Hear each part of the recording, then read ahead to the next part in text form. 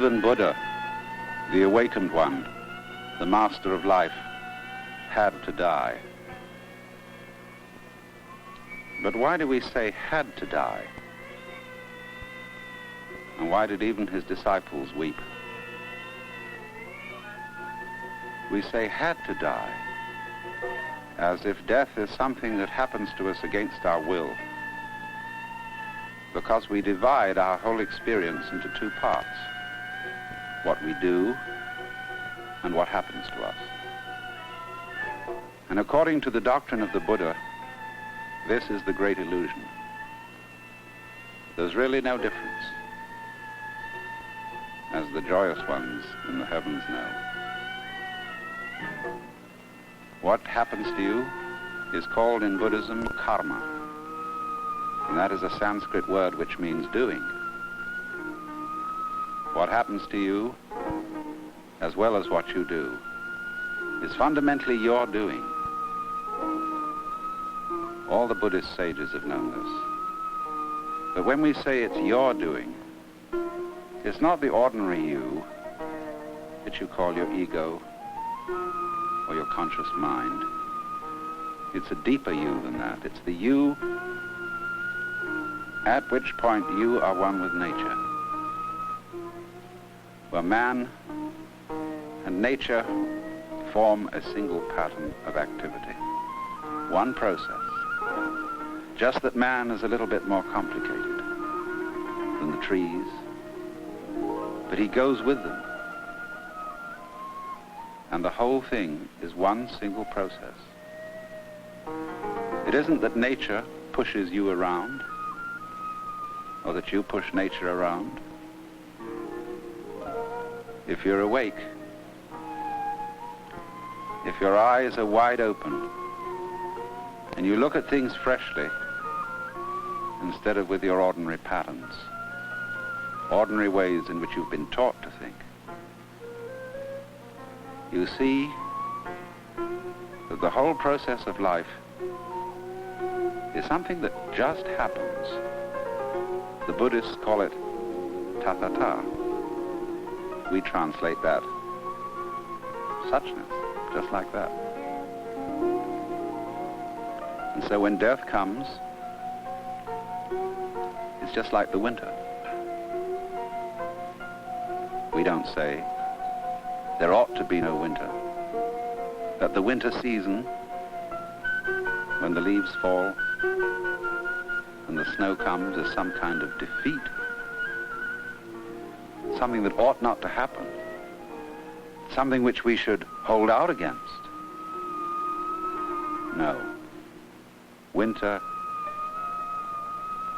is part of the natural course of events. No winter, no summer. No cold, no heat. Just in the same way, there are no valleys without mountains. And we don't praise the mountains for being high or blame the valleys for being low. We don't praise straight trees for being straight, or curly trees don't get blamed for being crooked.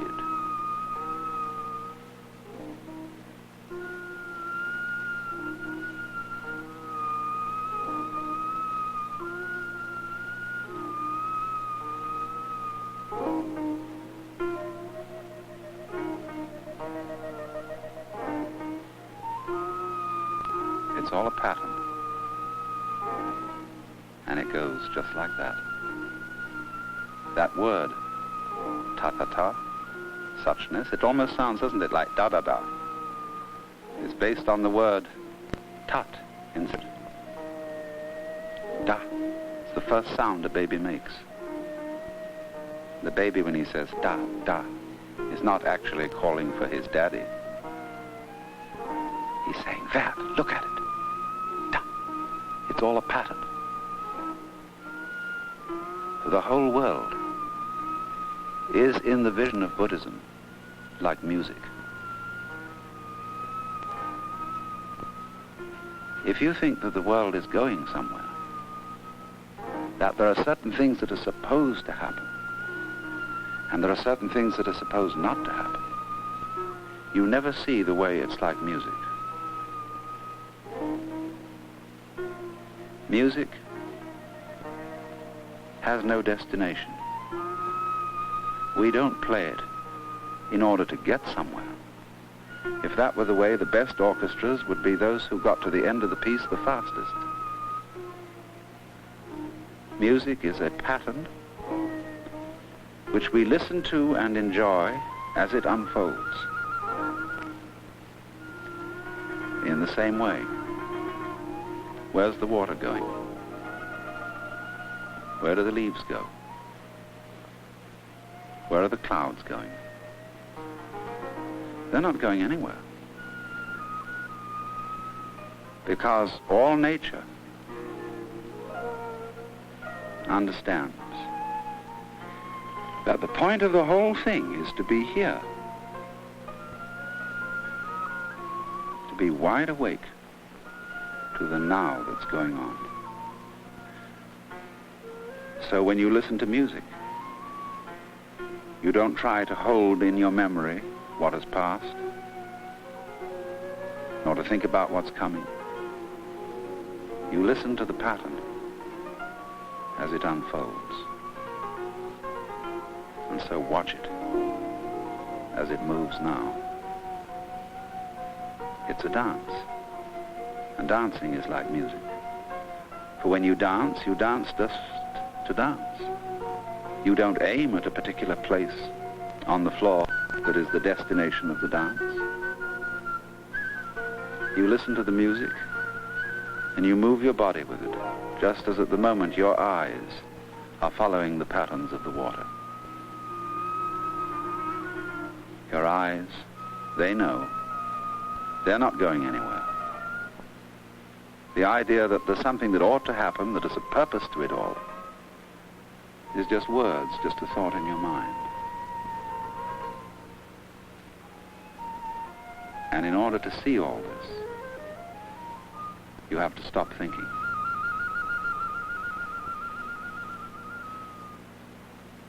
If you were to hear what anyone else has to say, you sometimes have to stop talking. And thinking is just talking inside your head.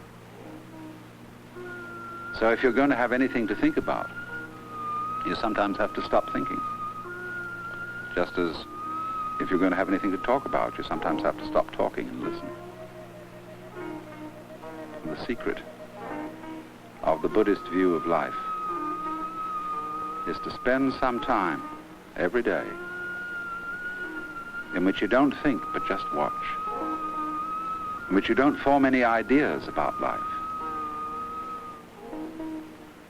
but look at it, listen to it, smell it, feel it.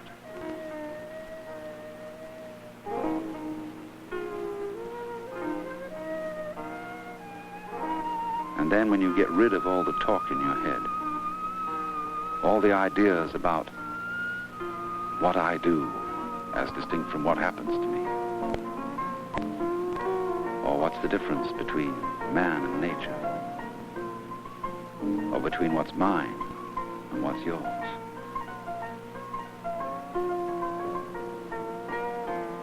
It all goes.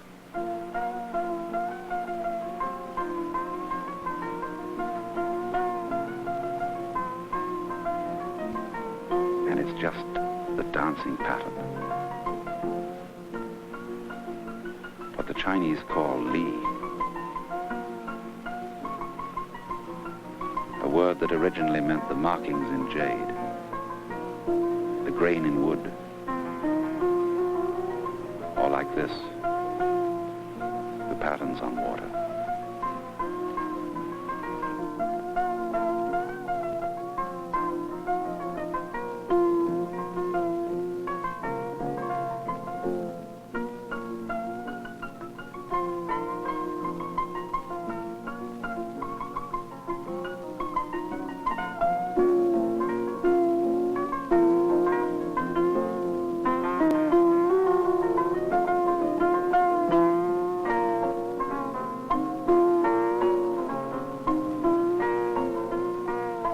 We can never put our finger on what it is that is order in nature.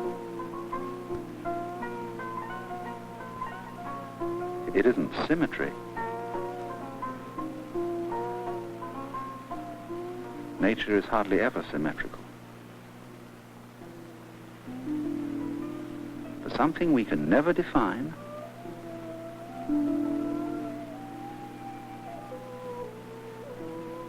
like the ridges of those mountains, never quite put our finger on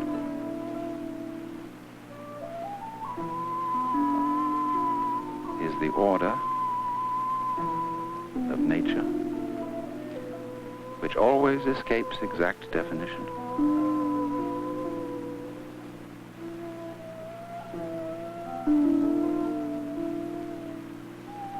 So when you let go of the definitions, of the attempt to try to pin down nature, to pin down life in your mind so that you can feel you're completely in control of it, that's all based on the idea that you're different from it and that you have to master it.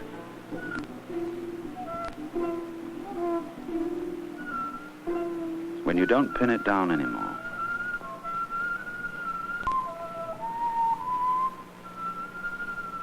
you don't try to cling to it as if it was something different from you, then your whole life has about it the sensation of flowing like water.